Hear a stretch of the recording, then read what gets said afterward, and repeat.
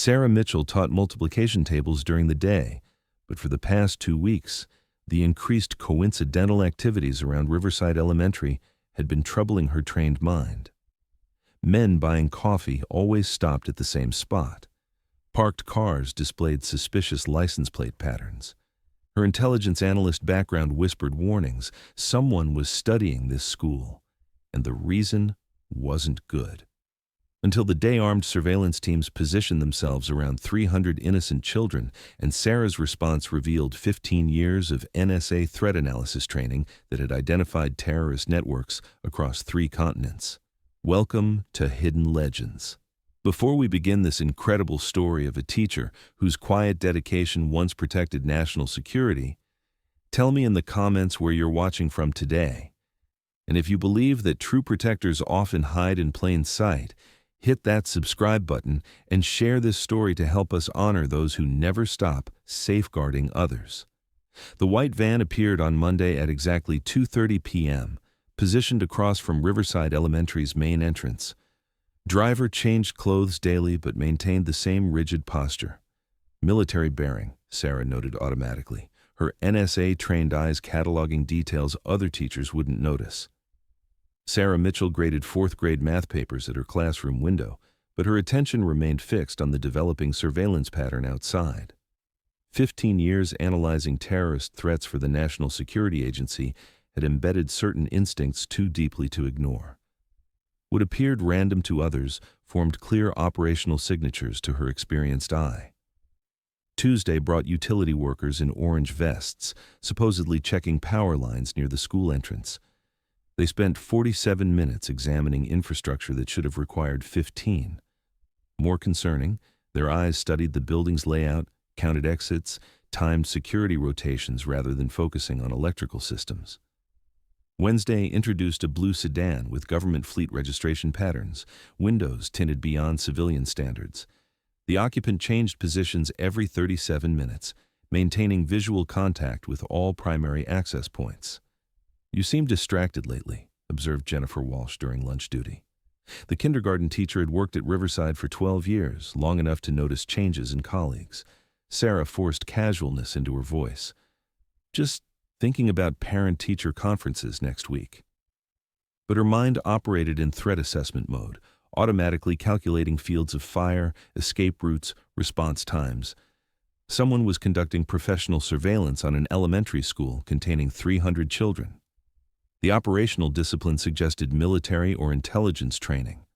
The coordinated timing indicated multiple actors working from a detailed plan. Thursday's developments confirmed Sarah's worst suspicions. A maintenance crew arrived with credentials that looked legitimate but felt wrong. Too many personnel for routine work, equipment that included items beyond standard repair tools, and most troubling, subtle communication patterns suggesting coordinated movement. "Mrs. Mitchell," 10-year-old Emma raised her hand during math lesson. "Why do you keep looking outside?" Sarah realized her surveillance habits were becoming obvious. "Just making sure everyone stays safe during recess, sweetheart." The response satisfied Emma, but highlighted Sarah's growing dilemma. How could she explain her concerns without revealing background that would raise impossible questions? For 3 years, she had successfully maintained her cover as a simple elementary teacher, seeking the normal life that intelligence work had never permitted. But normalcy became luxury when children's safety was threatened. During afternoon planning period, Sarah discreetly photographed the suspicious vehicles and personnel using techniques learned during counterintelligence training.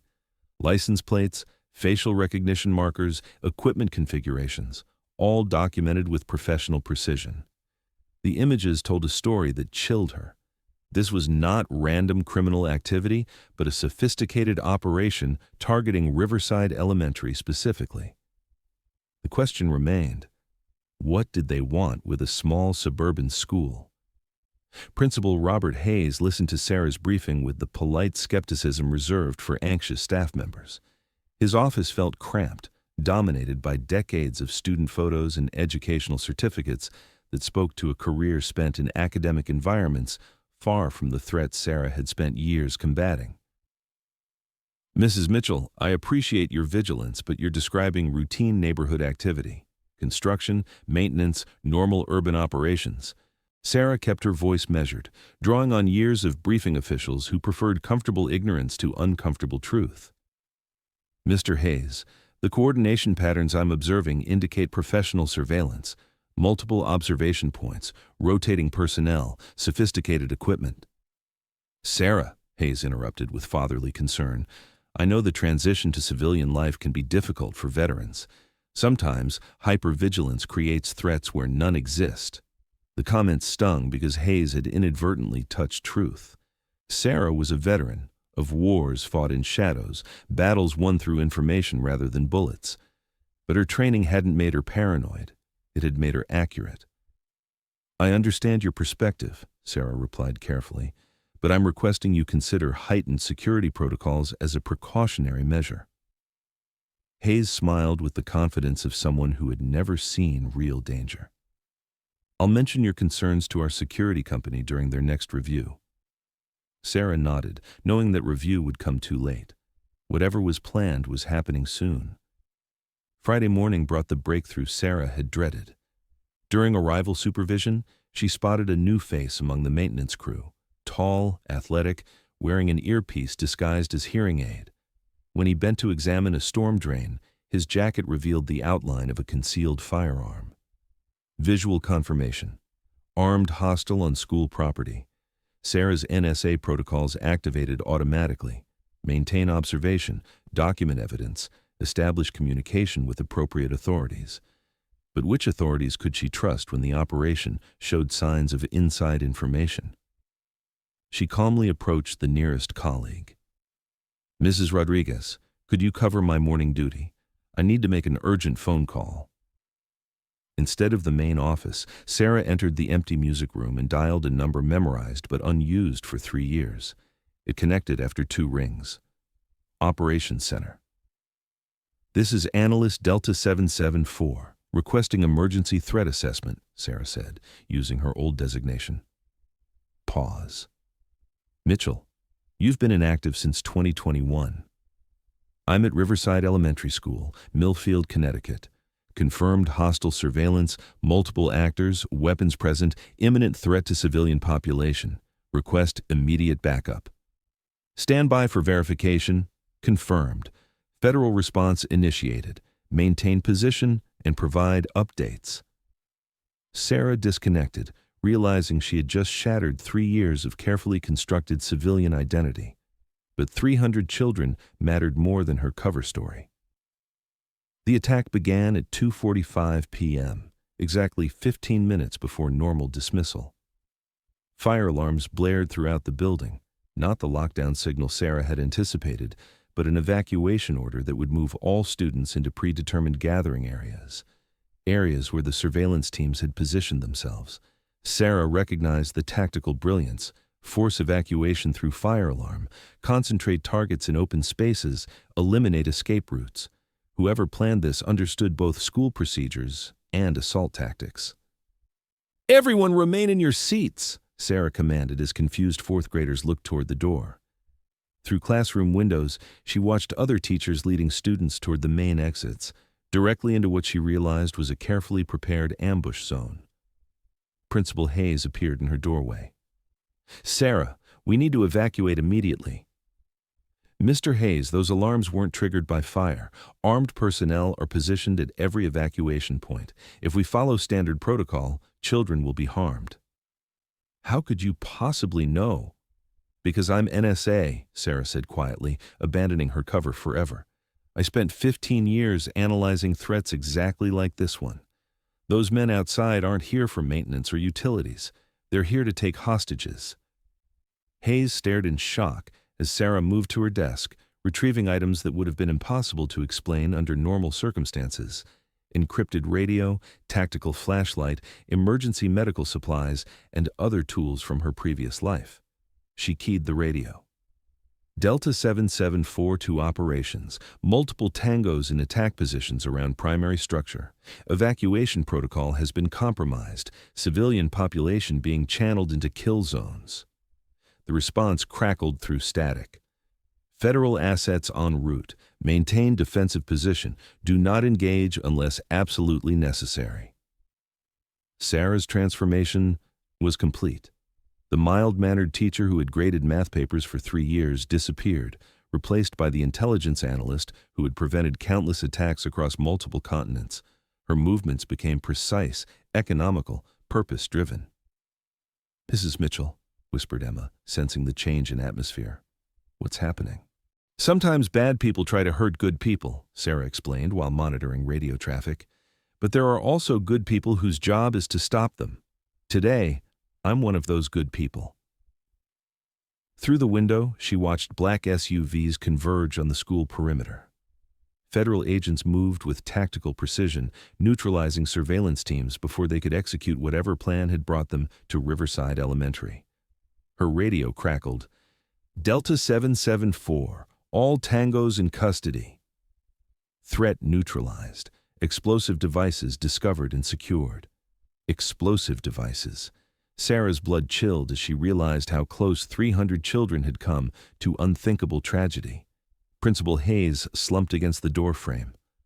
"I don't understand any of this." "You don't need to," Sarah replied, checking that her students remained calm and safe. "You just need to know that sometimes ordinary people aren't ordinary at all." 2 hours later, FBI agent Collins debriefed Sarah in the principal's office, while school superintendent Dr. Morrison struggled to process recent revelations. The same woman who had requested new textbooks last month had just prevented a domestic terrorist attack. "Mrs. Mitchell," Agent Collins began, "your threat assessment was precise. We've been tracking this cell for 8 months. They plan to take child hostages to force policy changes regarding recent legislation." "Why didn't you warn us?" Dr. Morrison demanded. "Because we didn't know they had selected Riverside as their target until Mrs. Mitchell's intelligence broke the case open," Collins replied. "Her pattern recognition identified the surveillance network that we had missed." Principal Hayes finally found his voice. "Sarah, why didn't you tell us about your background?" Sarah looked through the window, at parents reuniting with their children, at FBI agents collecting evidence, at the normal world she had tried so hard to join. "Because I wanted to leave that life behind. I wanted to build futures instead of preventing disasters."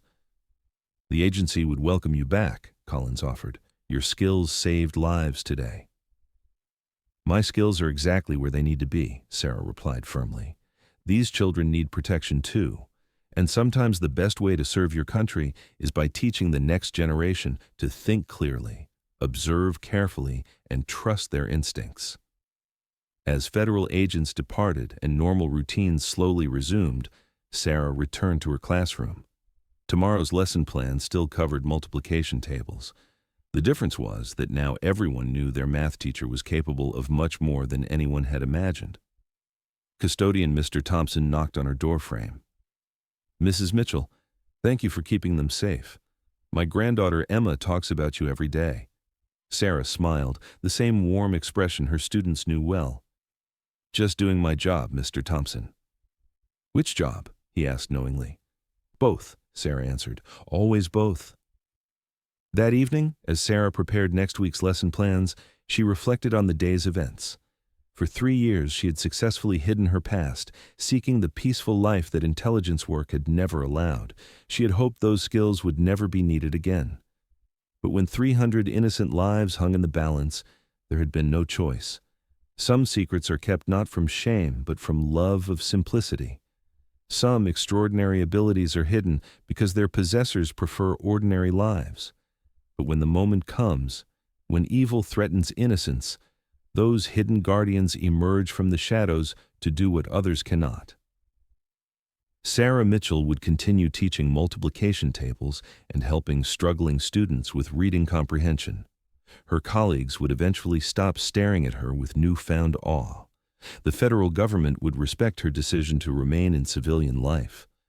But everyone at Riverside Elementary would remember that sometimes the person who seems most ordinary is exactly the one you need when everything goes wrong. This has been Hidden Legends, where extraordinary people hide in plain sight, waiting for the moment their unique skills are needed most. If this story moved you, Share it to honor those who protect us from the shadows. Subscribe for more incredible stories of hidden heroes and tell us in the comments. Have you ever met someone who was much more than they appeared?